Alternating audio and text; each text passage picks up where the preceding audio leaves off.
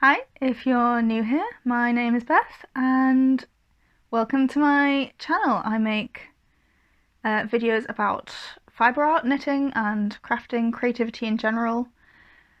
And today I thought I would do a knitting chat. So I have some knitting that I need to do. And I have some stuff I want to chat about. As I said, I make videos about crafting and creativity, and so far most of my videos have been, mostly crafting, documenting projects, mostly about fibre art, about knitting and felting. But I would really like this channel to be not just about fibre arts, but about creativity in general. I want to have conversations about creativity, about inspiration, about getting over the difficulties in creating and finding time to create in our busy lives, in what creativity can offer us, about getting started if you haven't done something like this before, because I've always been creative from a young age, but I'm aware that not everyone has, and to them I imagine it feels fairly like, something that other people do. Even if it's something they want to do, they maybe don't quite know how to start. For those people, I want to encourage them that you don't have to be some kind of special chosen one. You can just be a person and you can just start creating things. I'm getting off topic. Am I getting off topic? I should have written myself notes for this, but I didn't. So here we are. I'm just gonna be rambling. In theory, this is going to hopefully be a video that's easier for me to edit so I can get it out faster, but also, given the amount that I know I tend to ramble, it might not be very fast for me to edit. So anyway, in light of the fact that I want this to be a channel about all kinds of creativity, to have discussions about creativity, and that's not to say I'm some kind of expert. As I said, I've always considered myself a creative person. I've always enjoyed creating things, but I don't have any kind of qualifications that would, give me more, what's the word? More, like, expertise in creativity than anyone else who just, like me, crafts as a hobby, creates things for hobbies as a hobby. So I want to give some context on like where I'm coming from, what experience I do have, I guess. And yeah, I just thought you might maybe hopefully find it interesting. And I like to think that there are things of value that can be learned from my own story, from my own experience, I guess. But mostly, I guess I just want to give some context on where I'm coming from. I'm just kind of muddling along. But I think sometimes the muddling along is equally valuable to share, so that other people who are muddling along going, oh, I'm trying to do this creativity thing and I don't really know what I'm doing, so that we all know that we're not alone. Everyone else is also just kind of muddling along going, oh, I'm trying to be creative and I don't really know what I'm doing, I'm just kind of trying things, I don't know. So yeah, with that, I'm gonna tell you what I'm gonna be knitting today as I chat with you. So, I actually have, in true Blue Peter style, I have one I made earlier. It is this little tiny mitten, baby mitten. Let me see if, does the pattern have the name on it? no, I did not. I don't tend to print out the like title page of patterns because I'm like, I don't need that. So I don't actually know what this pattern is called. I think it might be called DinoBaby. Editing me will put it on the screen somewhere, what it is, and who it's by. But yep, I have some friends who have a baby due. Could be any day now. So baby can't just have one mitten. Baby needs a second mitten. So let's get going, shall we?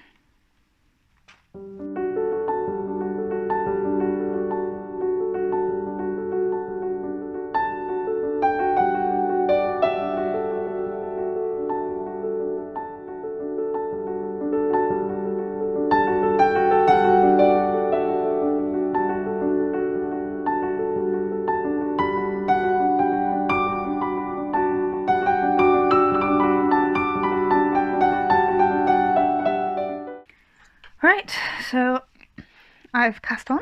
Whoops. Oh god, is that a needle on the floor? Oh my god, there was a needle on the floor. Craft rooms are a death trap. Okay, so I've cast on. Now I'm going to join in the round and knit some ribbing. Okay, so where to start? I've always been quite creative. I've always enjoyed making things at home and at school. The main thing, I mean, I was always creative in a number of ways. I liked drawing. I liked any kind of making things, really. I remember my parents once got me a like sewing kit, like a kid's sewing kit. It had like several projects in it that you could do with instructions and stuff. And I remember making a little cushion. It was bright blue, made out of felt, with a heart on it, and the outside of the heart was green, and then there was a pink heart, bright pink heart in the middle. So I remember making that, and there were a bunch of other projects in that I never got to. But yeah, I enjoyed like painting and drawing and things like that at school and at home. But the main passion as a child. Wait, hang on. I need to. Am I doing knit one, purl one, or knit two, purl two? Knit one, purl one. Okay. But I guess the main interest was stories. My mum read a lot of books to me and really like kind of passed on her love of reading to me. And so one of the main ways I expressed my creativity as a child was through books. I would make up stories, and you know, I guess a lot of kids make up stories and like play pretend and stuff like that. And a lot of kids, I guess, write them down as well, and like write little, you know, I used to staple pieces of paper together and like do all the illustrations, and yeah, I would just write down these stories. So yeah, I always loved books, and as you may be able to tell, is by the fact that my craft room doubles as my home library. I love books, and I've always loved books, and I loved like, yeah, making up stories, and I used to daydream a lot. I used to make up stories and write them down and just like entertain myself with them in my head. And if I can find any of my little books that I made out of stapled together pieces of printer paper, then I'll maybe show some footage here. But yeah, so my first creative love, I guess, was writing. And as I grew up, that was kind of like a defining feature. It was something I identified with. I kind of like grasped onto that. That was my thing. I was going to be a writer. And to me, that was like very much who I was. And I started trying to write my first proper novel when I was 11, and finished a first draft of a novel at 14. If any of you have heard of NaNoWriMo, National Novel Writing Month, which I always point out is not actually national, it's international. For any of you who don't know, it's an online challenge to write 50,000 words in a month, and it normally takes place in December. No, not December. Why did I say that? It takes place in November. So this year's event has just finished. I did not take part. And oh no, wait, no, I've skipped a step.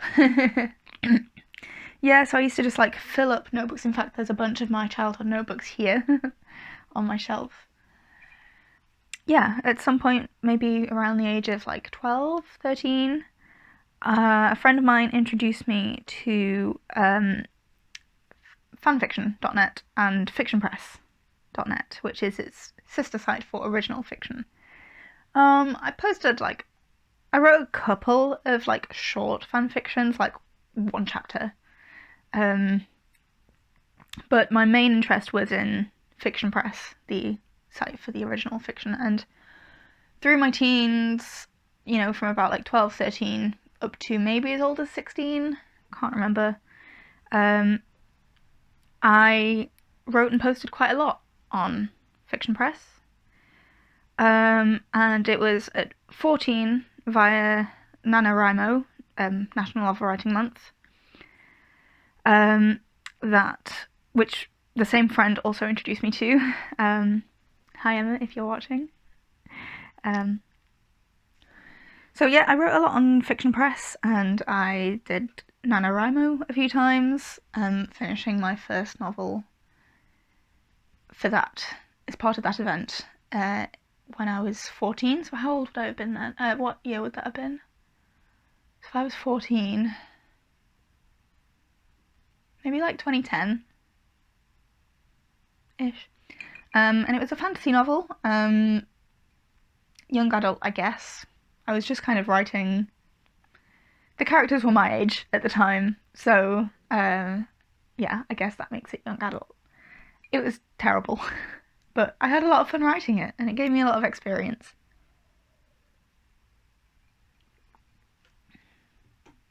And yeah, later on, I joined my school's creative writing club, which I think was every other week, and so we would just go, and one of the English teachers ran that. And yeah, it was just a bunch of students, and we did like writing exercises, like little like writing prompts and things like that. At a couple of points we tried to do like collaborative stories where we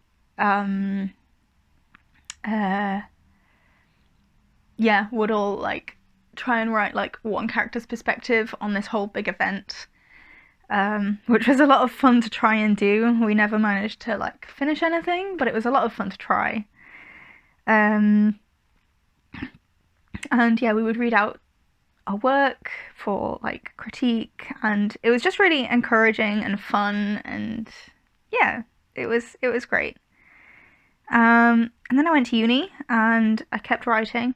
Right, okay. I've just realised I've missed a step there. And when I was around 16, so at this point, I hadn't really finished very much writing. I'd finished that first draft when I was 14.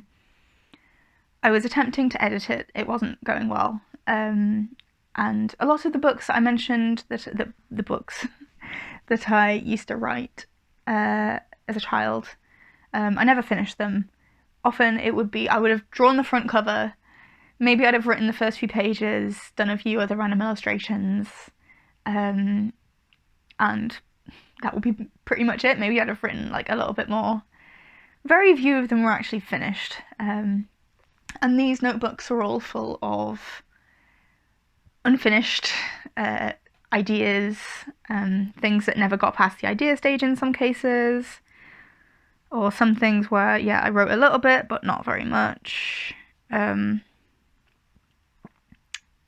hang on, have I got this twisted? Okay, right.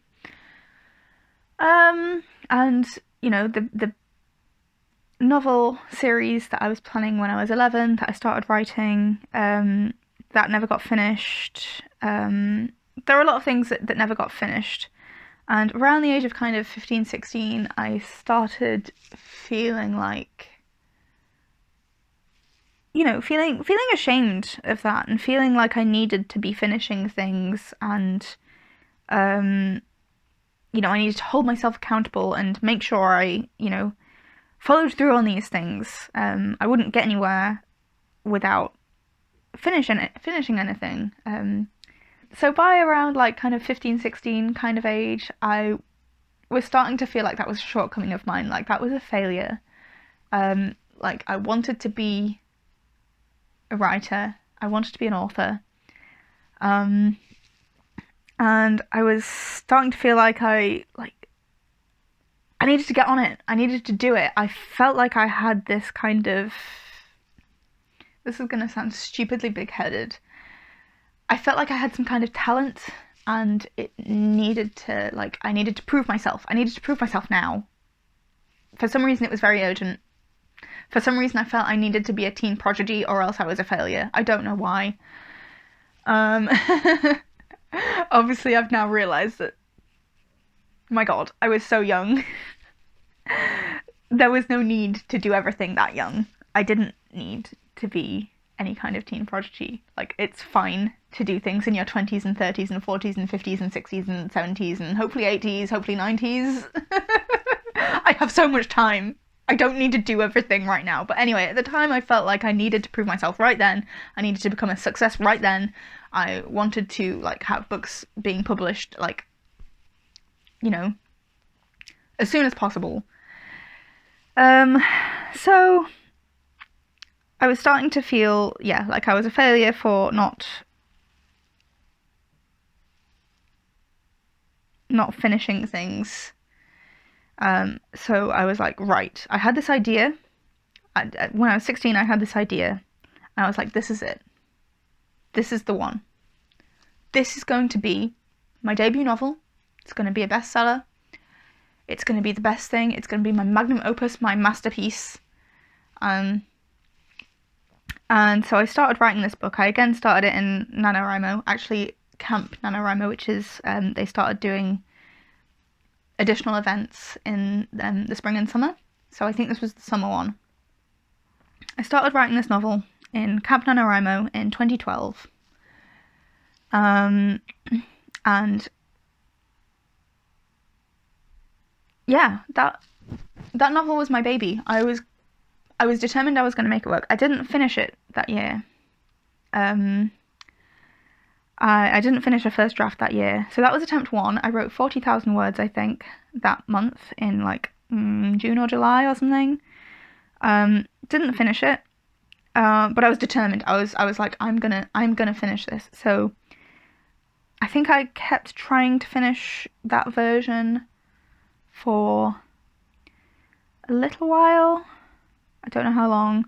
And then at some point I was like, no, it's not working in this way. I need to start again. So I started again with the same idea. And I worked on that for a while. I don't know how long. And again, I was like, this isn't quite working. I need to start again. So attempt number 3, we get to another Camp NaNoWriMo, this time in 2014. So how old would I have been then? Like 17, 18? And this time I managed to hit the 50,000 word goal. I won. But the draft wasn't finished. So I kept writing. And I think I finished that one. I think my third attempt was my first finished draft of this book. It was called The Secrets the Dead Keep, or at least I later called it that. I don't think I initially called it that. And I'll not get into what it was about, but it was a fantasy novel again, young adult. My main character was about, I think she was meant to be 18, and so I kept working on it. I finished school, I started uni, I moved away, and although obviously I was trying to focus on my studies, I was still writing. I considered this like super important. I considered this like my work. I considered this, I don't know, it was my life's goal. It was my dream. And so I kept working on it all through uni.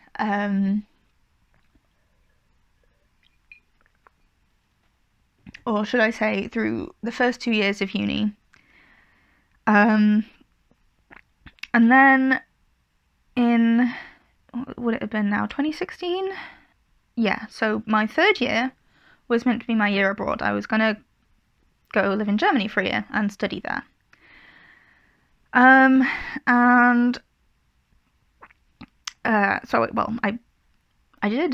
went to Germany. This bit's kind of hard to talk about.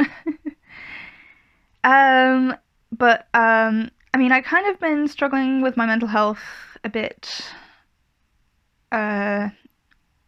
throughout the first 2 years of uni. And now I was going to a foreign country to study on my own. And I was really nervous about it, and I didn't really want to go. I'd picked my degree based on the fact that this one did include a year abroad. So when I was applying to uni, I had wanted to do a year abroad. And then by the time it actually came around, I was like, I don't know if I actually want to do this. But part of it was like, oh, I've just started seeing this guy, we've been together for about a year, we've been seeing each other for about a year. And I was like, okay, well, I don't want to not do something. I don't want to miss out on this opportunity just because I met a guy that I like, So I was like, okay, well, I'll still go, The internet exists. We can video call each other. We can text and stuff. Planes exist. So, although it's a faff to get to each other, we can visit.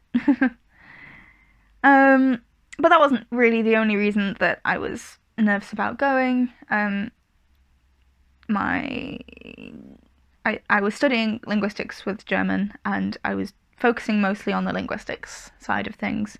So my German language skills were kind of slipping a bit, and I had friends at my home uni, and I'd kind of, I don't know. I was just nervous about going.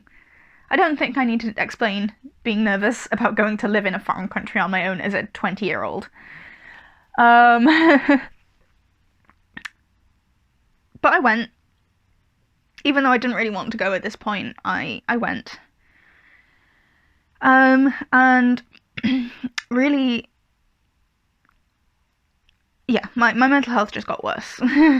And writing my book was one of the things that kind of got me through, because it just gave me a purpose. It was like, okay, well, the academic side of things here isn't going too well, and I'm depressed and lonely and anxious. But at least I have this time that I can focus on my novel as a way to kind of take my mind off things, as a kind of coping mechanism, I guess. And yeah, it gave me purpose. It gave me a reason to, keep going, even on the days when I didn't want to. So, yeah. The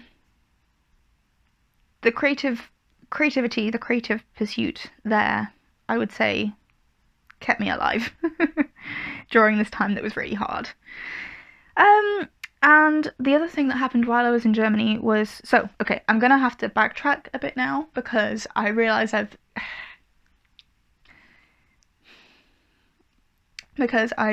I've missed out on something that's kind of important. to the kind of creative journey in general. I was focused too much on the writing side of the creative journey and not so much on the knitting, because we're about to get to the knitting. It's about to feature in my story, in this story. So I had learned to knit previously, actually, twice, I think, if I remember rightly, which, I mean, I was a small child, this was a long time ago. I'm not sure I trust my memory. But I think at some point one of my grandmas taught me to knit, briefly, and I have a memory as well of going to a friend's house and her mum knitting, and my friend also knitting, and me also being then taught to knit by this friend's mum, and us like sitting and knitting a scarf together. And I can't remember, I remember at some point in my childhood, I don't remember when, just for a few weeks being absolutely obsessed with knitting. And I don't remember if it was after my grandma taught me or after this friend's mum taught me, but somebody, one of them, sent me home with some yarn and some needles and the start of a scarf. And for a few weeks, I was just obsessed. Until, I don't know, I was just like, in my head I think I was like, this is an old person hobby. Why am I, a small child, doing this? And, well, I guess also I hadn't been taught what else you could do with it. So someone had started off a scarf for me. I didn't learn to cast on. And I wasn't taught to cast off either. So I was kind of like, I don't quite know what to do now. Do I just keep going? But it just always stays on the needles. Like, I don't get it. I don't get what the... I don't know. Seems I had kind of a love-hate relationship with knitting. At the same time as I'd been obsessed with it as a child, I also kind of scorned it. I found it very... The physical movements I found very therapeutic, and I don't know, it was like a compulsion. Those few weeks I was obsessed. Like, my head didn't enjoy it, but I felt compelled to keep knitting. And I didn't really understand why. And I guess it was because I found the movement soothing. I liked the repetitiveness of it. I liked the sensation of it. But my head didn't get it. I was like, I don't get this. I don't know why I seem to like this. I stopped. For whatever reason, I stopped knitting. So I think the first step was that there is an author who I like, Kristin Cashore, whose blog I read and have read since I discovered it around the age of kind of 14, 15, after I read her book, and I saw in the back of her book that it said she had a blog, and I went and found the blog, and I've been reading it ever since. And in one post, I don't remember when, she mentioned knitting. So when I saw that this favourite author of mine, who I thought was cool, I was like, why is she knitting? What does she like? What does she see in knitting? And I decided to approach that thought with curiosity. I was like, well, maybe I should try and learn. You know, there was that time as a child when I was kind of obsessed with it in a weird kind of way. So maybe I should try. Maybe I should learn and see what she sees in it. And this thought kind of lingered in the back of my mind for a long time, and I didn't do anything about it. Until, I think, two things. One was that in Germany, in this particular town I was staying in Germany, there was a wool shop, a knitting shop, a yarn shop. And so I passed this a few times, and I was like, yeah, I guess I've been kind of thinking about maybe learning to knit. But at this point, this wasn't a serious thought. It was like, oh yeah, that's a possibility I considered. And then, because my mental health was not great, I was staying in my room a lot. I was scrolling social media a lot to try and, distract myself from my thoughts. And I came across, I think, a post on Facebook, maybe an article, can't remember, about knitting being good for mental health, for helping with anxiety. And I was like, helping with anxiety, you say? And you will note that, as I said, I was doing a lot of scrolling on social media, and I knew I needed to not be doing. I knew it wasn't helping my mental health.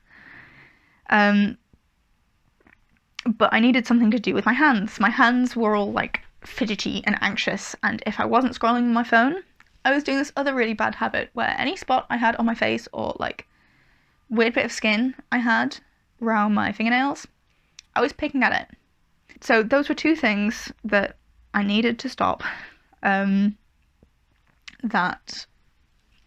would be helped by having something to do with my hands other than scrolling or picking at my own skin. And here was this article on Facebook, or this post or whatever, saying knitting is good for anxiety. And of course I remembered that time when I was a child, when I was utterly obsessed with it, even though I kind of hated it at the same time. And so I looked at my limited student budget, and I looked at the yarn shop, and I was like, I think this is a good investment. I think if my friends hadn't been telling me I was boring when I got obsessed with knitting for those few weeks as a child, I think I would have kept doing it. And I think if I'd have been able to actually make things rather than just kind of, you know, knit some stitches but can't actually finish anything, you know, I think I could get into this.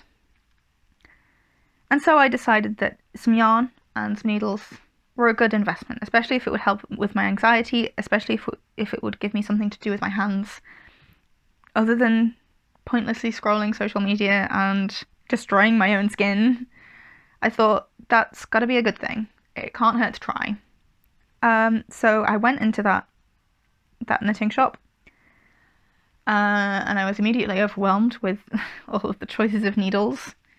And so I just kind of picked a pair that I thought would work. I had no idea that needles came in different sizes, and I also had no idea what circular needles were, so I just like stared at and obviously everything was in German. Which, like, I did speak some German, but obviously they don't really teach you knitting vocabulary in school. Why would they? So I just kind of stared at the display in confusion and eventually bought a pair. And some yarn that I thought was nice. And I went home, went back to my accommodation, and I looked up some tutorials on YouTube, and I started to knit. And I knit this thing. Yeah,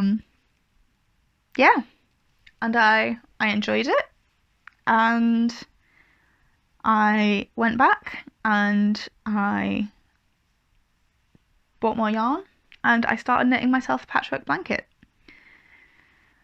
And it did help me cope with my anxiety, I suppose. Did it cure it? No, obviously not. So yeah, I started knitting, and I guess I haven't really stopped since. I didn't finish my year abroad. I came home early. I switched my degree from linguistics with German to just linguistics, and I came home after one semester. And yeah, that's not to say that my mental health immediately got better just because I was at home. I started my third year of uni. I kept writing. I kept knitting. I guess, you know, at this point I'm starting to get kind of a bit deeper into the knitting journey, because when I started I was like, I don't really like the look of knitwear. It feels very old-fashioned. Again, we have a lot of bias about the old lady thing. that I had to work through. I, at the start, didn't think I wanted to knit anything other than plain squares, because I was like, I don't actually like knitwear. I don't like how it looks. I think it's old-fashioned. And I just want to knit for the sensation of knitting. So I was like, I'm going to knit garter stitch squares. I'm going to sew them into a blanket. And then I'm going to probably keep doing that if I still need to knit for my anxiety. I'm just going to keep doing that because I like how it feels to do this. And I would make more blankets, and I was like, I can donate the blankets if I want to. But then, I don't know, something about having started knitting helped me notice knitwear around me more, and I started to see in real life examples of knitting that I found cool. And so, yeah, I suddenly was like, you know, maybe there is knitwear out there that I like. And so I had in my head an idea for a cardigan I decided I wanted to make. Oh, also, before this, I also knitted a hat, because I needed one. I wanted one that matched the scarf that I wore all the time at the time. And I had to knit it 3 different times because I kept getting the size wrong, which is quite funny. But I had a vision in my head of what I wanted this cozy cabled cardigan to look like. And but I couldn't find, I hadn't discovered Ravelry at this point, so I couldn't find a pattern of, I mean, actually, did I ever find a pattern for exactly what I wanted? I don't know, but yeah, so I started, like, I learned to cable, I learned to purl, I started looking up how a cardigan is constructed, things like that, and started knitting this cardigan. So yeah, I was working through the bias, the negative bias about knitting being only for old ladies and old ladies being uncool, even though that's not true. And I started really getting into knitting. And I also, at some point during my, I think, 3rd year, I also learned to crochet. I didn't really keep up with that, but I learned it. I did it for a little while. And all this time I'm also working on my novel. And I'm finishing my uni, I'm finishing my degree. And then I graduated, and I kept writing, and I kept knitting, and I got a job, and I kept writing, and I kept knitting. And what my kind of thought was that I would keep writing while I was working, and oh, I finished a draft while I was in Germany, by the way. I finished the 2nd draft of my book while I was in Germany. Should have mentioned that.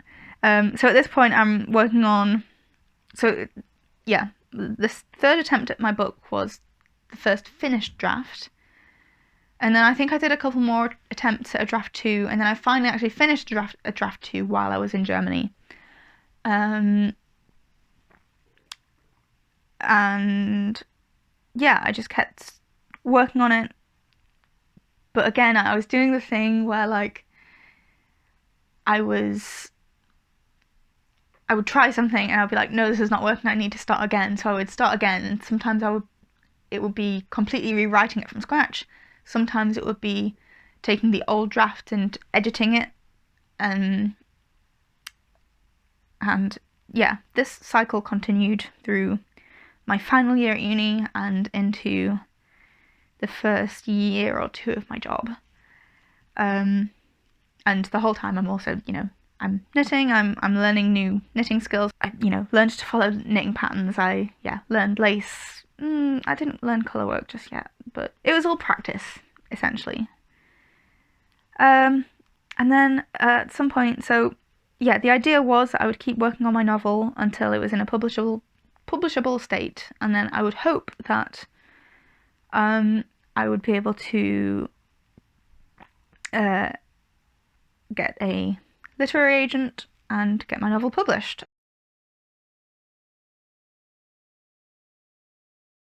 And I hoped that that would mean that I could then live off my writing. That was kind of the plan, that I would have this job for now. It was a low paid job. I didn't love it. But it was a job. So yeah, but as I said, I was still rewriting, getting stuck, trying again, taking a different approach, getting stuck again, trying another approach again. And I got very bogged down, and I'd been focusing on this one novel for like 7 years at this point. And I wasn't really enjoying it anymore. And it kind of felt like I think I was putting a lot of pressure on myself, because I was like, this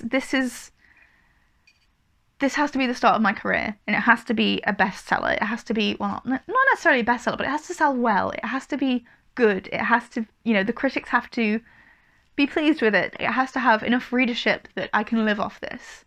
It has to be a success. And again, I was putting pressure on myself on that I want to do this young for some reason. And it started making me not want to write. I was not enjoying writing anymore.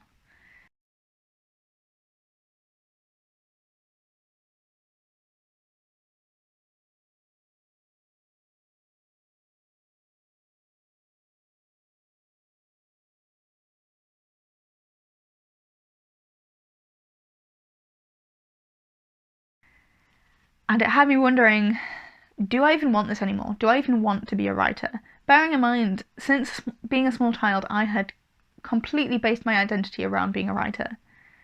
It was my life stream, my life's goal, and I was suddenly at like 22, 23, suddenly like, I don't even know if I want this anymore. Is this what I want? And then I was like, if I'm not a writer, who am I? And so through this process, I'm really glad I had knitting there as like a backup hobby, as a backup creative endeavor, so that while I was going through this kind of little crisis of writer's block, of do I even want this, of who am I if I'm not trying to be a writer, I was really glad I had knitting to be like, well, if I'm not a writer, I'm a knitter. It's still something creative, and it's something I love. And so, yeah, I abandoned the novel, because it was bringing me absolutely no joy.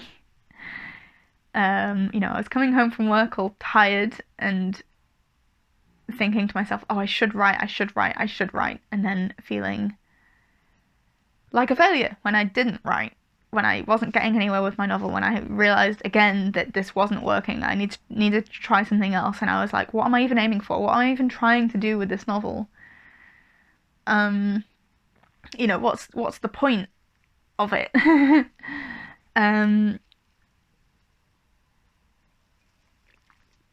So at that point, yeah, I really turned to knitting, and it wasn't my intention to stop writing entirely. And I guess I haven't stopped writing entirely. Over the years since then, I've written little bits here and there. I've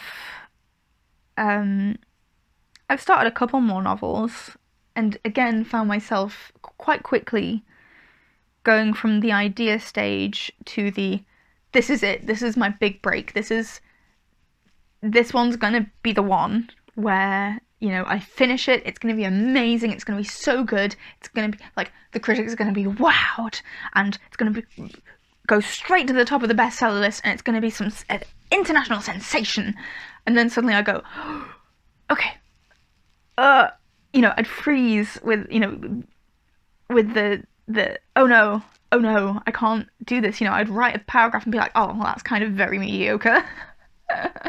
So I can't possibly be this kind of international success bestseller, critically acclaimed author. This can't be the novel that I do that with, when I've just written this paragraph that's so mediocre. And obviously I need to get out of the that thought pattern of putting that pressure on myself, because I'm not going to be able to, if I keep putting that pressure on myself with every idea I have, I'm never going to be able to write a thing.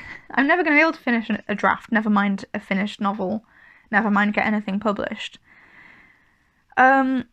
And so each time that happens, I've gone, okay, maybe we need a break. Maybe we need to kind of, you know, put that idea down for a little bit since we're getting frustrated with it. We're not getting anywhere with it. Maybe we need to just put that down and take a step back and breathe and try not to put so much ridiculous amount of pressure on ourselves that's unrealistic. Maybe we need to not do that. Where writing was my main focus before, I would say knitting is my main focus now. And writing has very much taken a back seat. And, you know, it's just part of the journey. It's just part of life, you know. I do think I will go back to it one day. I do think I will keep trying to work on those things, those mental blocks. And reminding myself that it's okay to produce mediocre work. You know, if you go in there thinking everything needs to be perfect straight away, you're just gonna be like, oh no, well that's not perfect, that won't do. You'll not get anywhere. And knitting is something that is helping me with that, because knitting, I've learned how to fix my mistakes in knitting, and I've also learned to not mind about certain mistakes. I've talked about this in a previous video about knitting and perfectionism. But I do think it's kind of hobby specific. I can be very much not a perfectionist when it comes to knitting now. I've worked on that over the you know, how many years have I been knitting now? 8? 7? 8? Something like that. If I started in November-ish, 2016, 2017, 2018, 2019, 2020, 21, 22, 23, 24. Yeah, I've been knitting about 8 years now. And so I know how to fix mistakes. I know when it matters and when it doesn't, when I've made a mistake. I have that experience, I have that capability. So I know with writing it's just the same thing. I need to get back into practicing. I don't need to, because that's putting pressure. Saying I need to do something is putting pressure on it, and I'm gonna then feel like a failure if I don't do it. And feeling like a failure is not helpful to anyone. It's just gonna make me want to hide in a ball of shame rather than actually do something about it. Yeah, I've become very good at not being a perfectionist in knitting over the 8 years that I've been knitting. But that doesn't necessarily apply to other things. So I still get, you know, socially anxious. I still go back over things I said and go, oh, was I weird? Was that weird? Should I feel ashamed of what I said or didn't say, or how I acted, or the expression I had on my face, which I don't even know what expression I had on my face. I can't see my face. And yeah, yeah,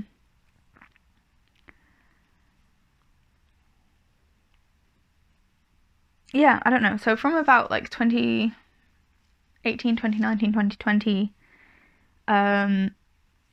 yeah, if you picture it as like a graph, like the writing was the obsession, and then the obsession kind of slowly dipped, whereas the knitting, you know, there was nothing, and then it kind of like went slowly climbed, and now it's like, it's my main thing.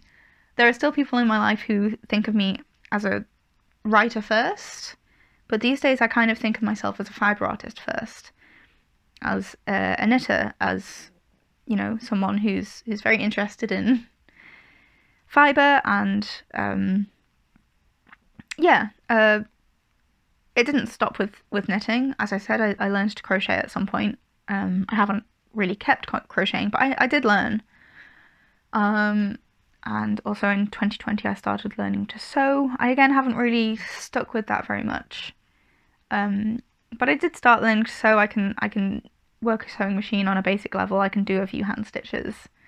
I know how some basic things are put together. I started learning to spin on a drop spindle. When did I start learning that? Can't remember. I think I might have gotten my first drop spindle for Christmas 2019, but then I didn't really use it very much for a good couple of years, so it might have been like 2020, I think, was when I picked it up again and tried again. And yeah, I've gotten more into it recently, like this like past year or two. And then obviously I have learned needle felting more recently. It all kind of snowballed from the knitting. You know, the knitting came first, and then after the knitting, I was like, oh, you know, I've heard some people say they prefer crochet over knitting, so I'll try crochet. I'll see how that is. I got obsessed with that for a few months, and then I was like, actually, I prefer knitting. Knitting my own clothes made me think, oh, what if I could sew my own clothes? Because I hear that's, you know, you can make something, you can make a garment in like a weekend or over a week with a sewing machine, versus knitting, it's going to take me months.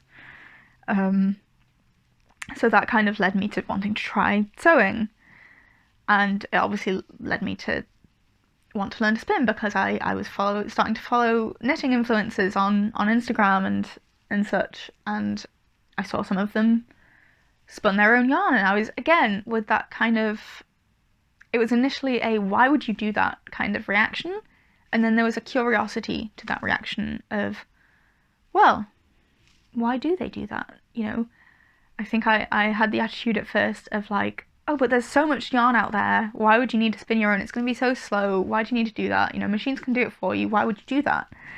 It seems boring. And then I was like, okay, why don't you just try? A drop spindle is an inexpensive way to learn, or to try something, to try it. You know, because obviously wheels are quite expensive, but a drop spindle is quite cheap, comparatively. So I was like, just try it and see. And maybe we'll come away going, yeah, I don't know why they do that. I don't see why they would do that. But maybe you'll come away going, oh, actually, I see, you know, this is meditative. It feels nice. I like the yarn that I can make with it, or whatever. So it all kind of stemmed from the knitting, and the needle felting, actually, I hadn't really heard of until the Northeast Wool Show. Which one was it? 2023? Yeah. And there were a bunch of stalls for needle felting there, and I was like, what is this craft? I want to try it. So I did. I bought a kit, and then I was absolutely sucked in. I was like, amazing. And at this point, I'd been listening to a bunch of podcasts about like art businesses and creating art and things like that. And I was just kind of generally interested, because, you know, writing can be considered an art, knitting can be considered an art. And so I was generally interested in, as I said, I'm interested in creativity in general, in crafting, in making, in art, in all that kind of thing. Even like creativity through personal style, through interior decor, through anything and everything. And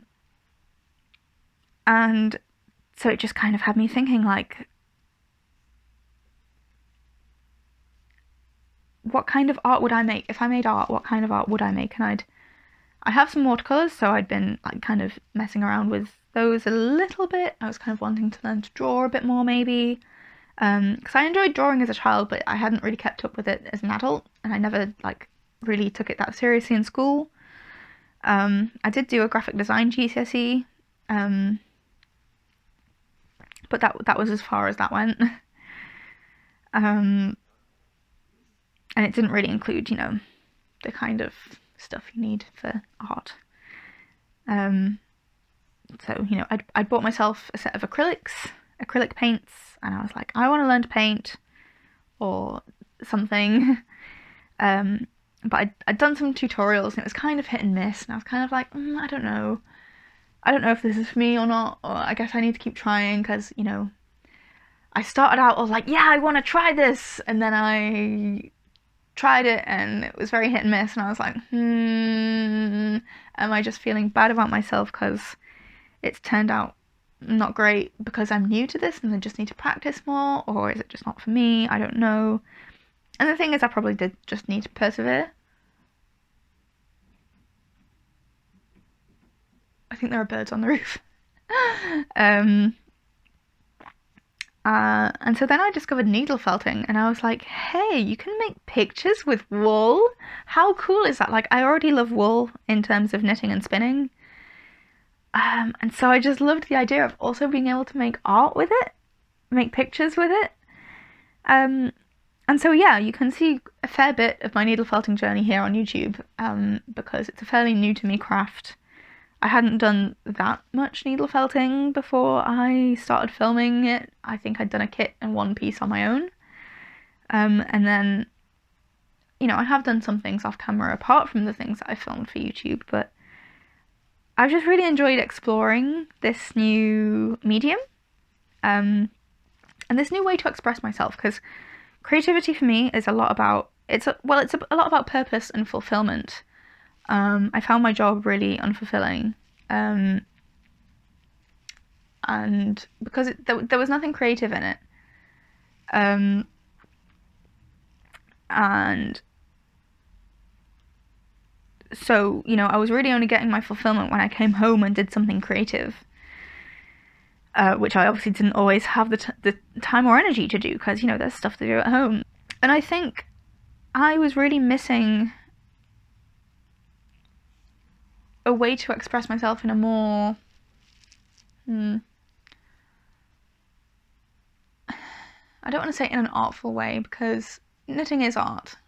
It can be considered art. Yeah, so I guess that brings us to here, to now. I am a knitter. I spin yarn.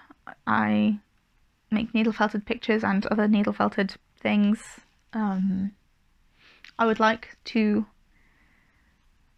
make a living through creativity in some way at some point in the future. I don't know if that's what's in store for me, but I would like to try. I would like to try and do and write again. I think step one is to read more again. And to try and practice not being a perfectionist about it. Try and practice playing through writing. I think that's the thing. I got so focused on trying to finish that novel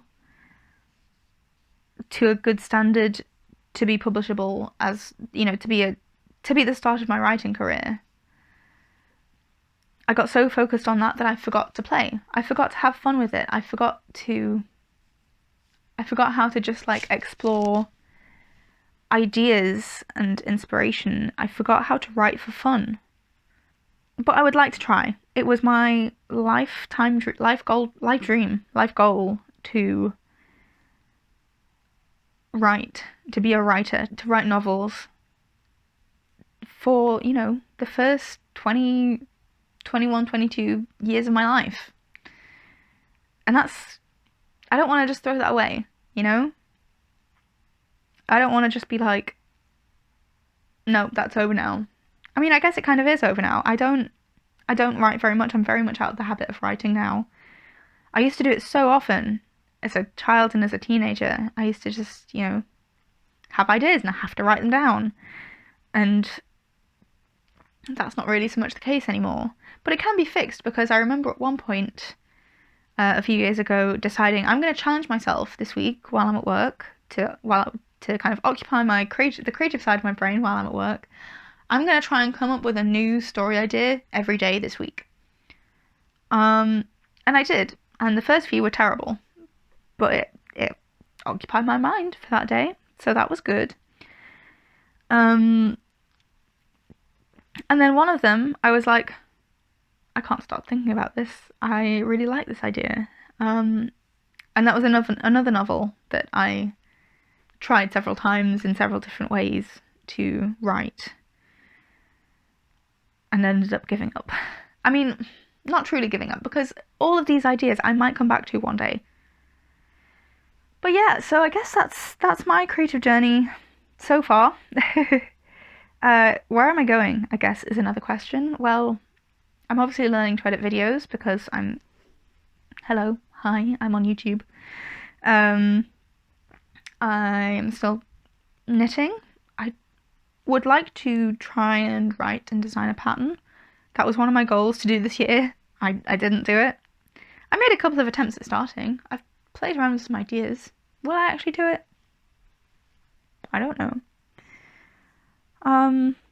All I really know is that I want to keep doing creative things, and I want to spread the joy of creating as much as possible.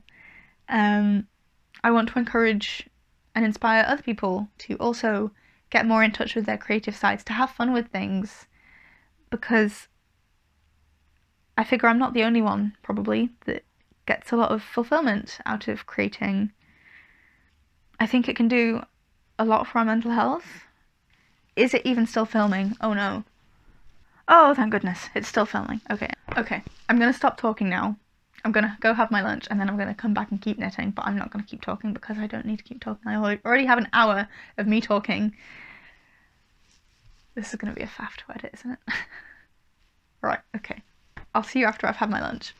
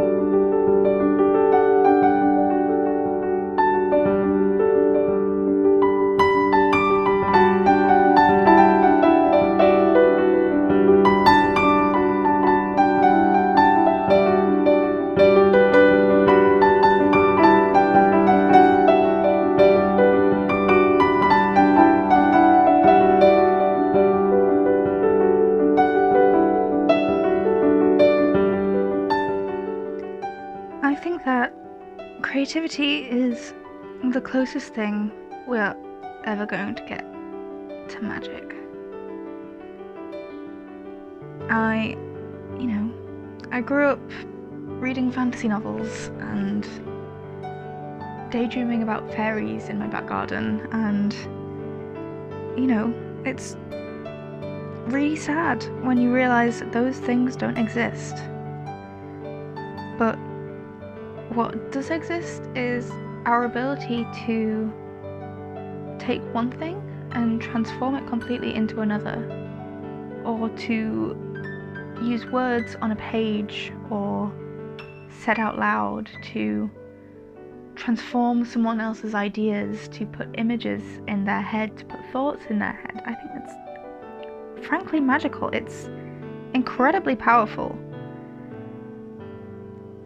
And clearly from, all of the cave paintings we've found and the folk songs that have lasted centuries, it's part of human nature to create, and I think for a lot of people it gives us purpose to, the ability to make something that lasts longer than us, something that leaves a mark on the world, on society, on the people we're close with. It allows us to express ourselves. And so I think we all have some kind of journey with creativity that we are going on or that we could go on. And this is mine. And if you're wanting to go on a creative journey, I hope I can encourage you to join me. That was my creative journey in my life so far. I hope you find it interesting. I hope I can have more discussions about creativity on this channel. If there is anything in that realm that you would like to hear me discuss, then please let me know.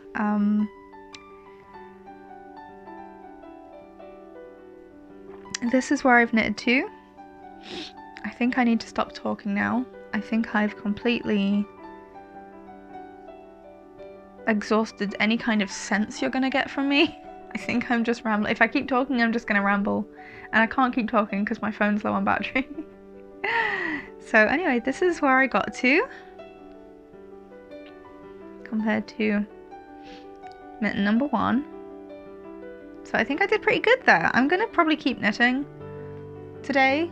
I'll see if I can finish this today. That'll be good. If you enjoy this kind of video, I don't know if I'll be doing more of these. Maybe I will. Let me know if you'd like me to, or if you would not like me to. If you want me to shut up, please also tell me.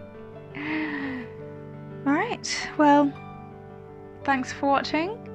I hope you enjoyed this video. If you did, please give it a like. And subscribe if you haven't already, if you would like to see more crafting videos. And happy crafting!